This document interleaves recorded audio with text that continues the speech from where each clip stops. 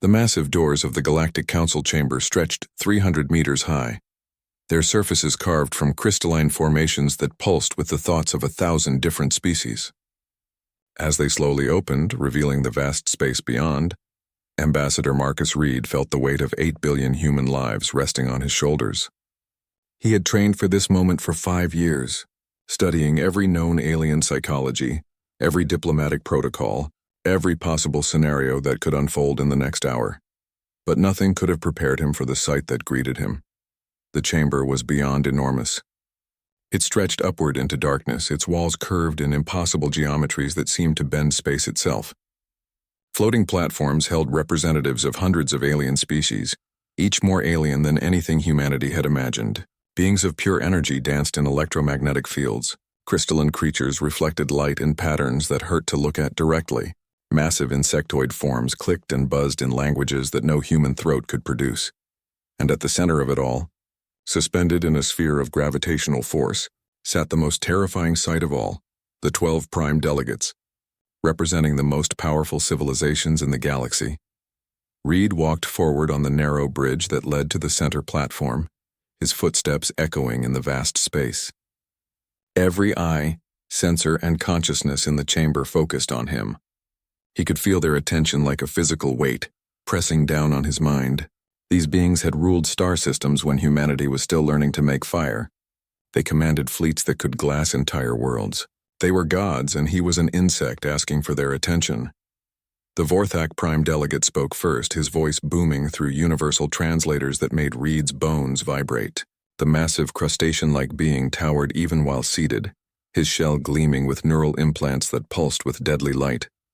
Human creature, you have requested an audience with this council. State your purpose quickly, before we lose interest in your primitive concerns. Reed had rehearsed this moment countless times, but standing here in the presence of beings who could end human civilization with a thought, the words felt inadequate. He reached into his jacket slowly, careful not to trigger the automated defense systems that surrounded the chamber, and withdrew a simple data crystal. Honored delegates of the Galactic Council, Reed began, his voice carrying clearly through the chamber's acoustic systems. I come before you today not as a supplicant, but as a representative of Earth's government. I am here to deliver a formal warning as required by Galactic Protocol 847b. The chamber erupted in sounds that no human ear was designed to hear, clicking, buzzing harmonic resonances that expressed everything from amusement to outrage. The Nexarian delegate, a being whose 6 arms ended in razor-sharp claws, leaned forward with interest. A warning, she hissed through her translator. Your species has existed for barely 200,000 years. We have ruled the void for 50 million. What possible threat could your single world pose to us? Reed placed the data crystal on the central podium, where scanning beams immediately began analyzing its contents. Article 12 of Protocol 847b states that any world possessing significant defensive capabilities must formally notify the Council before those capabilities can be legally employed. I am here to provide that notification. The holographic displays around the chamber lit up as the crystal's contents were projected for all to see. The delegates leaned forward, expecting to view primitive nuclear weapons or perhaps crude energy shields. Instead, they saw nothing, empty files, redacted sections, classification levels they didn't recognize. The silence that followed was more unsettling than any sound could have been. Chancellor Vex of the Domination Council, ancient even by galactic standards, spoke in a voice like grinding stone. Human, Reed. Your data crystal contains no meaningful information. Are you mocking this assembly? Reed looked directly at the Chancellor, and for the first time since entering the chamber he smiled. It was not a pleasant expression.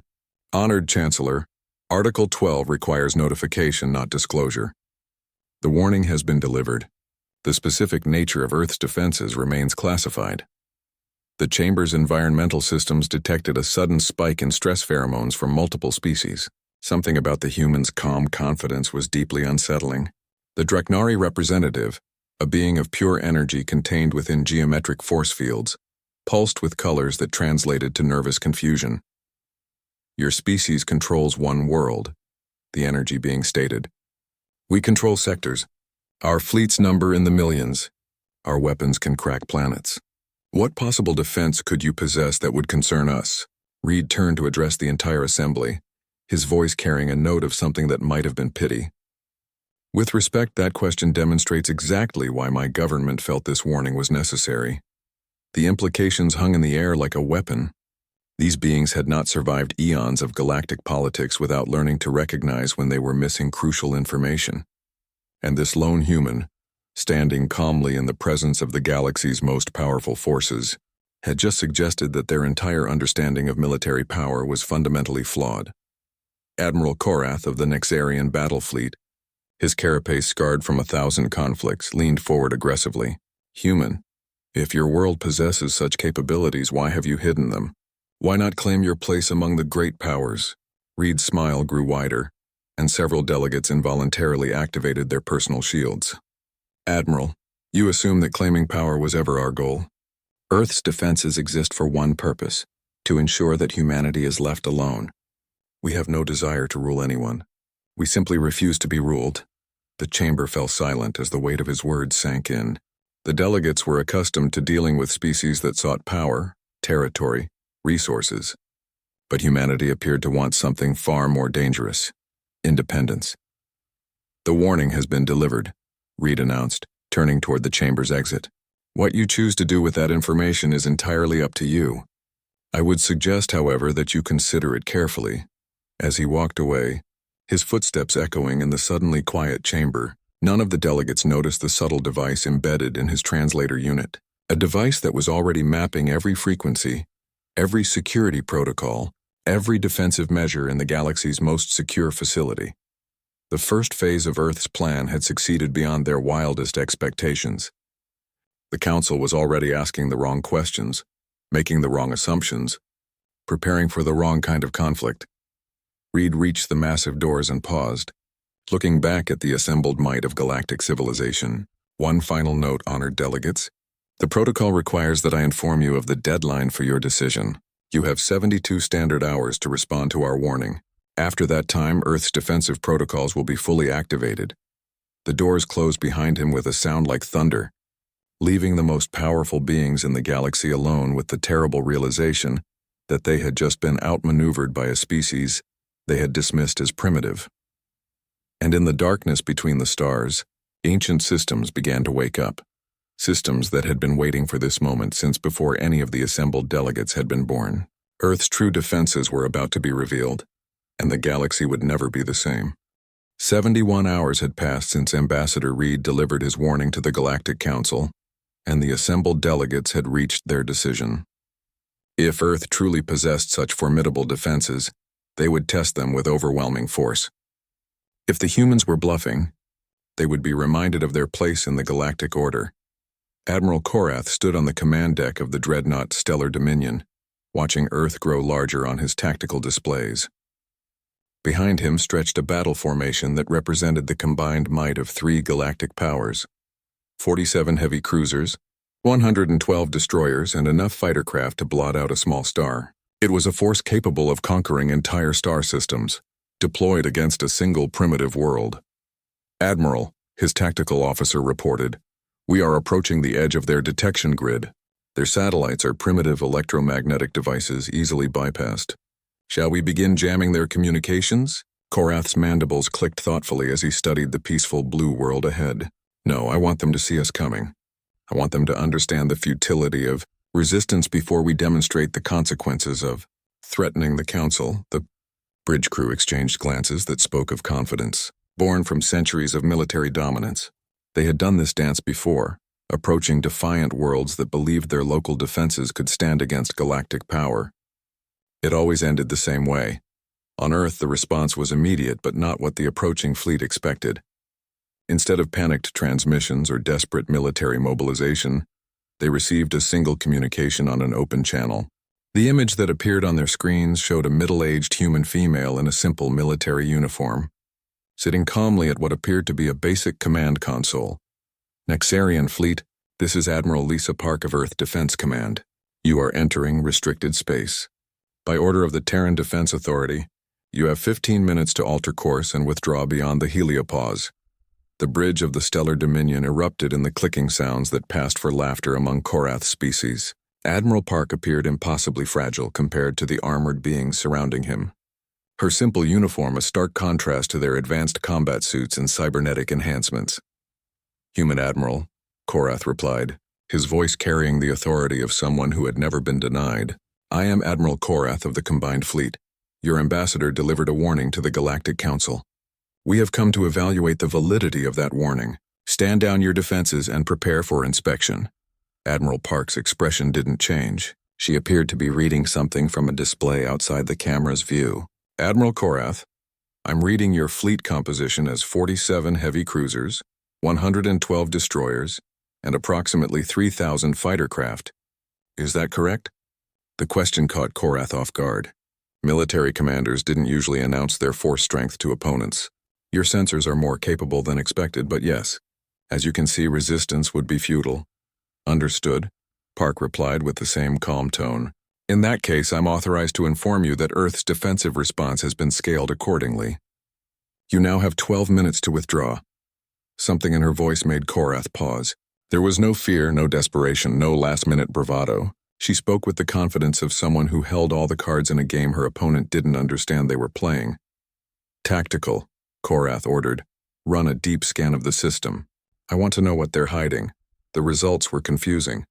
Earth's orbital space showed the expected collection of primitive satellites and space stations. The planet's surface revealed cities, industrial centers, and what appeared to be conventional military installations. Nothing that could threaten even a single destroyer, let alone his entire fleet.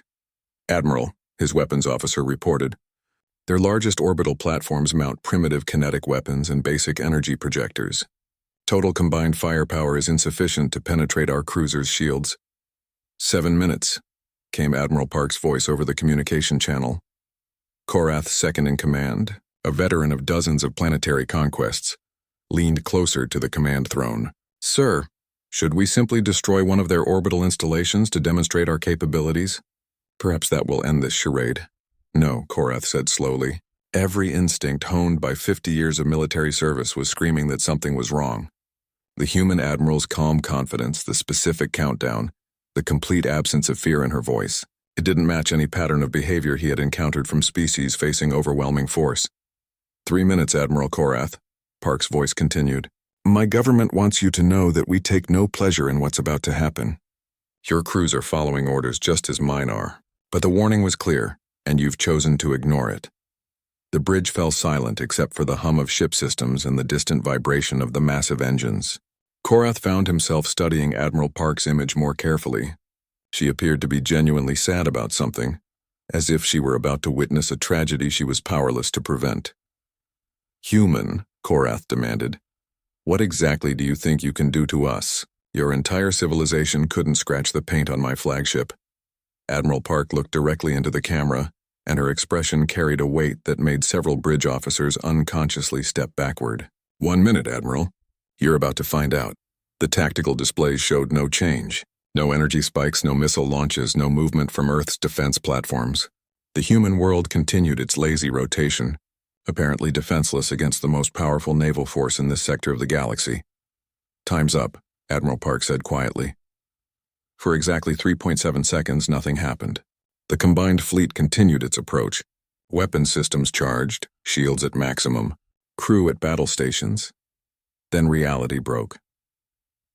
The first ship to die was the heavy cruiser, Void Hunter, positioned at the fleet's forward edge. One moment it was a kilometer-long monument to galactic engineering, bristling with weapons capable of cracking moons. The next moment it simply wasn't. No explosion, no energy discharge, no debris field. The massive warship converted directly to energy in a process so perfect that it left no trace except for electromagnetic radiation that scattered harmlessly into space. Before Admiral Korath's mind could process what he had witnessed, 12 more ships vanished in sequence. Heavy cruisers, destroyers, fighter squadrons, each one ceasing to exist with the same impossible perfection. "All ships," Korath screamed into his communication system. "Evasive maneuvers. Return fire. Target the planet." But there was nothing to target. Every sensor, every scanner, every detection system showed no weapons fire, no energy signatures, no source for the devastating attacks. Ships continued to vanish with mechanical precision, as if something was simply erasing them from existence one by one. In 43 seconds, 31 ships had been deleted from reality. The remaining fleet hung in space, paralyzed by an enemy they couldn't see, couldn't target, and couldn't comprehend. Then, as suddenly as it had begun, the impossible destruction stopped. Admiral Park's voice came over the communication channel one final time. "Admiral Korath, your fleet is being allowed to withdraw as a courtesy to your crews, who bear no responsibility for the Council's decision. You have 5 minutes to clear the heliopause. Any ship remaining in Earth space after that time will be removed." Korath stared at the tactical display showing the scattered remnants of what had been the most powerful fleet in galactic space. What are you?" Admiral Park's image flickered slightly, as if the transmission was being affected by some unknown interference. "We're the species that tried to warn you, Admiral. Consider the lesson learned." The surviving ships of the combined fleet turned and fled, leaving behind empty space where their comrades had been, and carrying with them the terrible knowledge that everything the galaxy thought it knew about power had just been proven catastrophically wrong. The emergency session of the Galactic Council had been in session for 6 consecutive days, and the assembled delegates were no closer to understanding how 31 of their most advanced warships had simply ceased to exist. The chamber that had once echoed with the confident voices of galactic supremacy now hummed with the nervous energy of beings who had discovered they were not the apex predators they believed themselves to be. Dr. Yeneth of the collective mind spoke through their hive node interface, their synthesized voice carrying the processed thoughts of 10 billion linked consciousnesses. "Honored delegates, our combined analysis has yielded disturbing conclusions.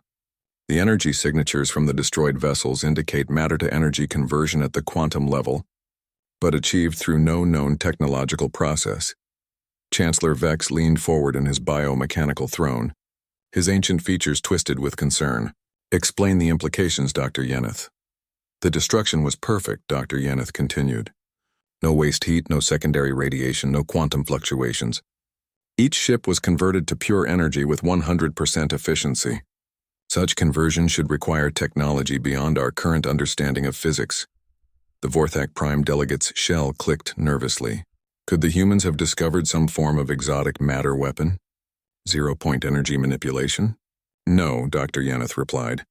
"We have analyzed the sensor data from Admiral Korath's flagship 847,000 times across our network. There were no energy discharges, no gravitational anomalies, no subspace distortions. The ship simply stopped existing." A new voice entered the chamber as Ambassador Reed's image appeared on the central communication array. The human looked exactly as composed as he had during his warning, but now his calm demeanor carried implications that sent stress readings spiking across multiple species. "Honored delegates," Reed said, "I understand you have questions about the recent demonstration of Earth's defensive capabilities." The chamber erupted in a cacophony of clicks, buzzes, and harmonic resonances that expressed outrage, fear, and desperate confusion. Chancellor Vex called for order, his voice cutting through the chaos. "Ambassador Reed, 31 ships containing over 2 million crew members have been destroyed. We demand an explanation." Reed's expression grew serious. "First, Chancellor, I want to clarify that no crew members were harmed in the demonstration. The conversion process selectively targeted mechanical systems while safely translating all biological and artificial consciousnesses to secure holding facilities on Earth. The individuals in question are being treated as honored guests while arrangements are made for their return." The silence that followed was profound.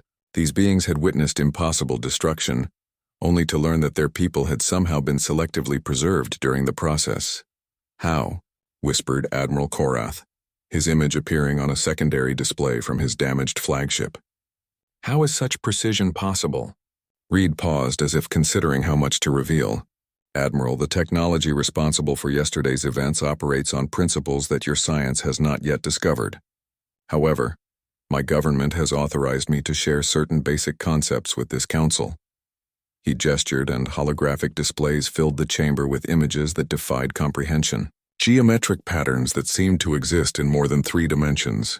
Mathematical equations that used symbols no known species had developed. Energy matrices that pulsed with their own light.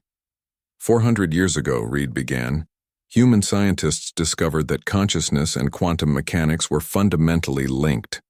We learned that sufficiently advanced cognitive processes could directly influence the probability matrices that govern reality at the subatomic level. Dr. Yeneth's network buzzed with frantic activity. Impossible. Consciousness cannot directly affect physical matter. The quantum mechanics of thought are far too weak to influence macroscopic objects. That's correct, Reed agreed, for individual consciousness. However, when properly networked and amplified, the collective cognitive power of 8 billion human minds can selectively rewrite the quantum foundations of local spacetime. The implications hit the chamber like a shockwave. The delegates had been thinking in terms of advanced weapons, exotic technologies, or unknown physics. They had never considered that humanity might have evolved beyond the need for conventional tools entirely. "You're claiming," Chancellor Vex said slowly, "that your entire species functions as a collective consciousness weapon?" "Not a weapon," Reed corrected. "A defense system. The network that eliminated Admiral Korath's ships operates through the linked awareness of every human on Earth. When threatened, our collective consciousness can selectively alter the fundamental forces that hold matter together." The Dreknari representative, their energy field pulsing with agitated colors, spoke for the first time in the session. "If humans possess such power, why haven't you conquered the galaxy? Why reveal these capabilities now?" Reed's smile returned, but it carried no warmth. "Because conquest was never our goal. We simply want to be left alone. The demonstration was necessary to ensure that desire is respected." Admiral Korath's voice carried a note of desperate confusion. "Ambassador, if your species can alter reality through thought, why warn us at all? Why not simply wish us away?" "Because," Reed replied, "despite our capabilities, we remain human. We believe in fairness and giving others the opportunity to make informed decisions." The warning was genuine. "We hoped it would be sufficient to avoid the need for demonstration." The chamber remained silent as the delegates processed the magnitude of what they were hearing. Every assumption about technological advancement, military power, and galactic dominance had been overturned by a species that could apparently rewrite the laws of physics through collective will. "This explains the temporal inconsistencies," Dr. Yeneth announced suddenly. "Our analysis detected minor fluctuations in local spacetime during the demonstration. You weren't just destroying the ship's aria, you were editing them out of reality itself." Reed nodded. "The quantum consciousness network can selectively alter the probability that specific objects exist in a given location. From the perspective of the affected ships, they simply found themselves in a state where they had never been assembled in the first place." The full scope of the revelation was staggering. Humanity hadn't developed weapons to fight the galaxy's powers. They had evolved beyond the need for weapons entirely. They could simply decide that threats didn't exist and make that decision a quantum reality. "One final question," Chancellor Vex said, his ancient voice heavy with the weight of new understanding. "What are the limits of this network?" Reed's expression grew distant, as if he were consulting with minds beyond the chamber. "Currently, the network encompasses the Sol system and can affect quantum probability within a radius of approximately 50 astronomical units. However, the system continues to evolve. Conservative projections suggest galactic range capability within 2 centuries. The delegates sat in stunned silence as they absorbed the implications. Humanity had just revealed that they were not merely defending a single world. They were developing the ability to reshape reality across the entire galaxy. "The offer remains the same," Reed continued. "Earth seeks peaceful coexistence with all galactic civilizations. We have no territorial ambitions, no resource requirements that cannot be met within our own system, and no desire to interfere with the affairs of other species.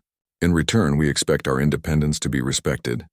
Chancellor Vex spoke for the entire council when he said, "Ambassador Reed, this council formally recognizes Earth's sovereignty and pledges non-interference in human affairs." Reed smiled one final time, and for the first time the expression seemed genuinely warm. "Thank you, Chancellor. My government hopes this marks the beginning of a long and peaceful relationship between humanity and the galactic community." As his image faded from the chamber, the most powerful beings in the galaxy were left to contemplate a new reality where they were no longer the dominant force in the universe. The emergency session had lasted for 12 days. But the Galactic Council was beginning to realize that their questions about humanity had only scratched the surface of a much deeper mystery. Dr. Yeneth's collective consciousness had been working continuously, processing every scrap of data about human development they could access, and what they discovered challenged the very foundations of how civilizations were supposed to evolve. Honored delegates, Dr. Yeneth announced, their synthesized voice carrying an undertone that organic species might recognize as profound unease. We have completed our analysis of human technological advancement patterns. The results are unprecedented. Chancellor Vex gestured for the display systems to activate. Present your findings. Holographic timelines filled the chamber, showing the development curves of dozens of known civilizations. Each followed a predictable pattern: slow initial progress, gradual acceleration, then rapid advancement once certain technological thresholds were crossed. It was the universal model of species evolution, confirmed across 50 million years of galactic observation, and then they showed humanity's timeline. Human technological advancement does not follow any known pattern, Dr. Yeneth continued. While most species require 50 to 100,000 years to progress from primitive tools to spaceflight, humans accomplished this transition in less than 5,000 years. The Vorthak Prime delegate's shell clicked nervously. Accelerated development is not unknown. Environmental pressures or external contact can speed advancement. True, Dr. Yeneth acknowledged.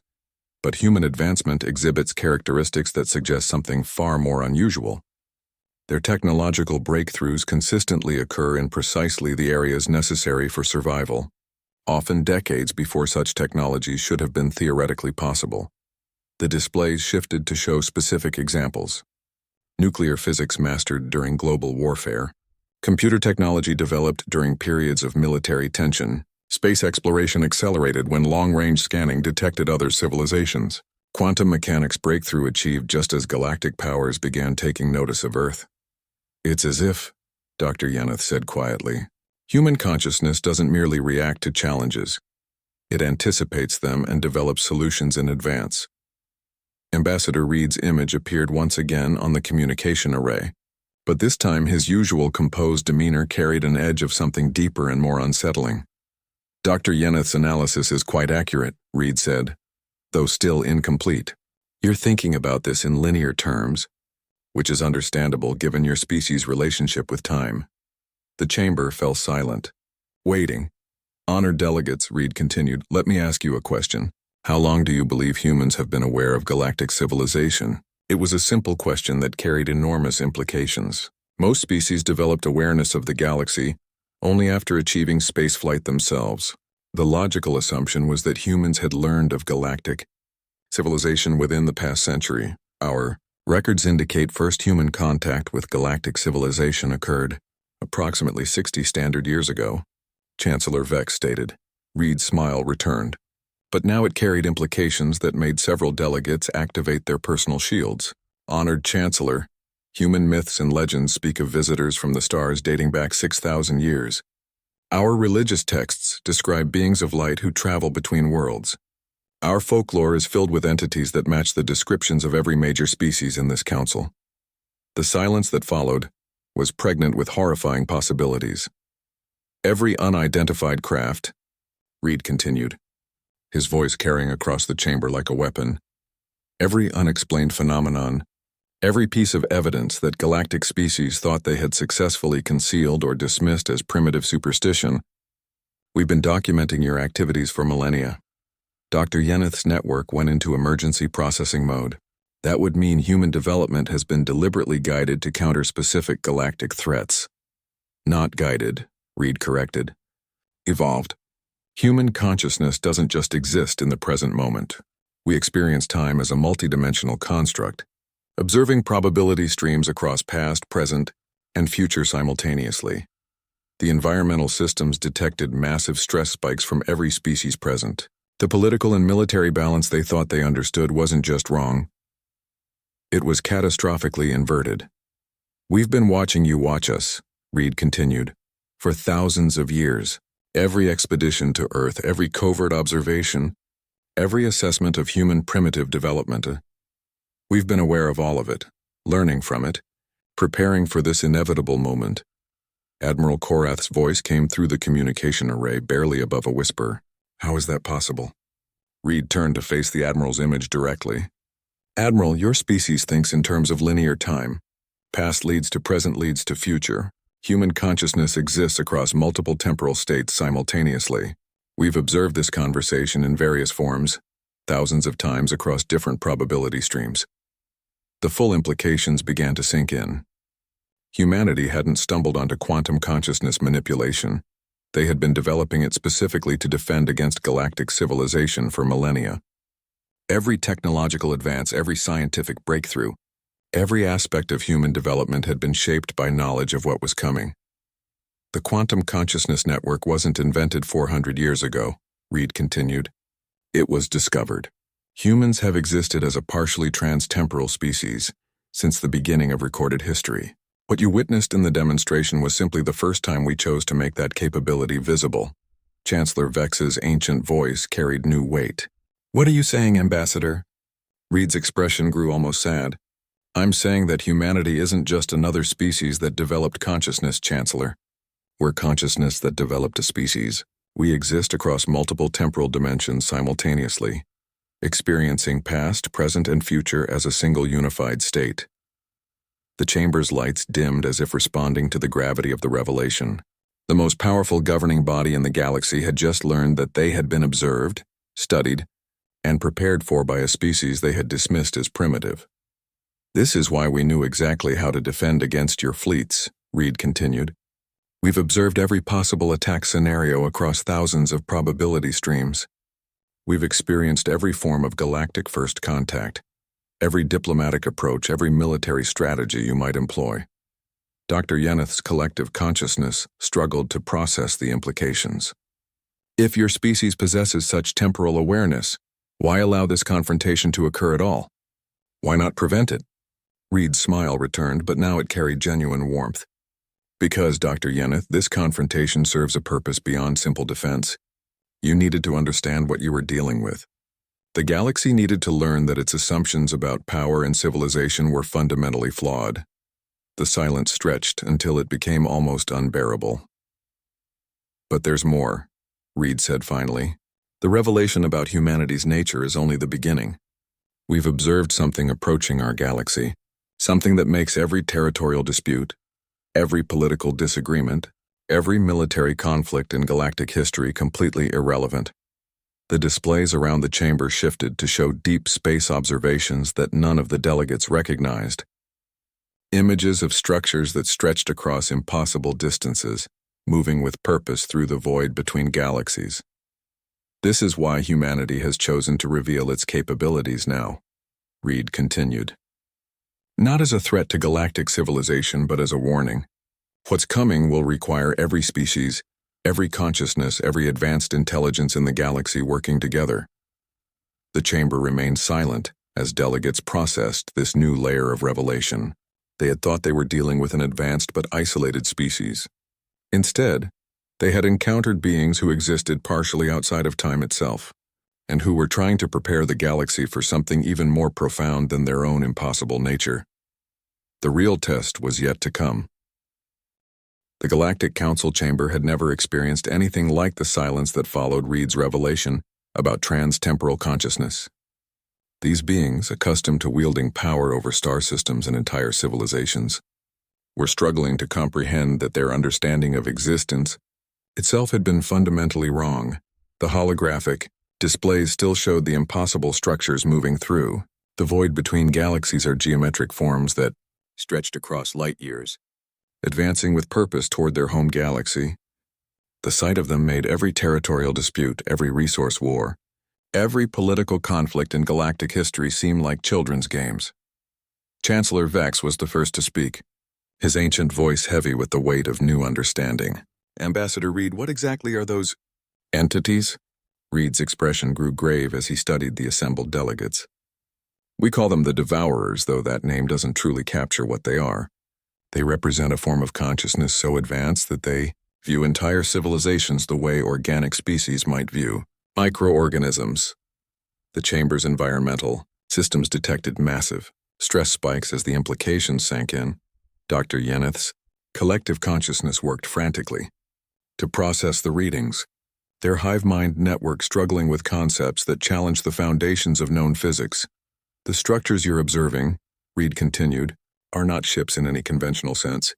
They are mobile reality matrices et barrier constructs that can selectively rewrite the fundamental laws of physics within their operational range. They consume the quantum foundations of space-time itself, leaving behind regions where matter, energy, and consciousness simply cease to function. Admiral Korath's voice came through the communication array, barely controlled panic evident in his tone. How large are they? How many are coming? Reed consulted something beyond the camera's range, his expression growing more serious. Each matrix is approximately the size of a solar system. Our long-range observations detect 47,312 individual constructs moving in perfect formation. Current velocity suggests arrival at the galactic edge in 49 years, 7 months. The numbers struck the assembly like physical blows. The combined military might of the entire galaxy would be meaningless against even a single entity of such scale. This is why humanity chose to reveal its capabilities now, Reed continued, not as a threat to galactic civilization, but as an urgent call for alliance. Human trans-temporal consciousness can observe the Devourer's approach and potentially develop countermeasures, but we cannot succeed alone. The Vorthak Prime delegate's shell clicked frantically. What kind of countermeasures could possibly work against entities that can rewrite physics? Reed's image shifted, and for the first time, the delegates noticed subtle distortions around his former ripples in spacetime that suggested his consciousness existed in dimensions beyond their perception. The Devourers operate by consuming quantum coherence, Reed explained. They unravel the probabilistic bonds that hold reality together. But consciousness, true evolved consciousness, exists partially outside the quantum framework they target. A sufficiently large and unified conscious network could potentially anchor local spacetime against their influence. Dr. Yeneth's network suddenly pulsed with understanding. You're proposing a merger of all galactic consciousness into a single defensive matrix. Not a merger, Reed corrected. A symphony. Human consciousness can serve as the temporal interface, but we need the unique cognitive patterns of every sentient species to create a truly comprehensive defense. Vorthak strategic thinking, Nexarian tactical innovation, Dragnari energy manipulation, the collective mind's processing power. Every form of consciousness brings irreplaceable elements to the network. The chamber fell silent as delegates processed this unprecedented proposal. The species they had dismissed as primitive was asking them to link their very minds with humanity's trans-temporal consciousness network. And if we refuse? Chancellor Vex asked quietly. Reed's expression grew infinitely sad. Then in 49 years the Devourers will arrive at a galaxy weakened by internal conflicts and consume us one system at a time. Human consciousness might survive the initial assault, but without the combined cognitive resources of all galactic species, our probability calculations suggest a 14% chance of long-term survival. And with this unified consciousness network? The Dragnari representative asked, their energy field pulsing with anxious colors. 73%, Reed replied. Not certainty, but the only hope we've found across thousands of probability streams. Admiral Korath's voice carried a note of bitter realization. You've been planning this from the beginning. The warning, the demonstration, the revelation, all of it was designed to bring us to this moment. Reed nodded without apology. We've observed this conversation across countless potential timelines. Most led to galactic extinction. This is the only path we discovered that offers genuine hope for survival. The silence stretched until it became oppressive. Each delegate was contemplating the impossible choice before them. Trust a species that had been manipulating galactic affairs from the shadows, or face extinction at the hands of entities that treated entire civilizations as obstacles to be removed. What exactly are you proposing, Ambassador? Chancellor Vex asked finally. Reed's form seemed to solidify, and for a moment the delegates glimpsed the true scope of what they were dealing with. A consciousness that existed across multiple dimensions of space and time, speaking to them through a carefully crafted interface designed to appear comfortingly human. The formation of the Universal Defense Coalition, Reed announced. complete sharing of all technological and consciousness-based capabilities between participating species, joint development of quantum reality anchors to prevent the devourers from unraveling local spacetime, temporary suspension of all territorial disputes until this threat is eliminated, and the linking of all galactic consciousness into a unified defensive network. Temporary? Asked the Nexarian delegate. Reed's smile returned, but now it carried implications that stretched across decades of potential conflict. After 49 years of preparing for entities that can delete solar systems from existence, most territorial disputes tend to seem rather insignificant. The vote, when it came, was unanimous. Not because the delegates trusted humanity, but because the alternative was too terrible to contemplate. As the complex process of reorganizing galactic civilization began, none of the delegates noticed that Reed's image occasionally flickered with interference patterns that had nothing to do with transmission technology. The human consciousness speaking to them existed across multiple temporal states simultaneously, already experiencing the challenges and victories that lay ahead.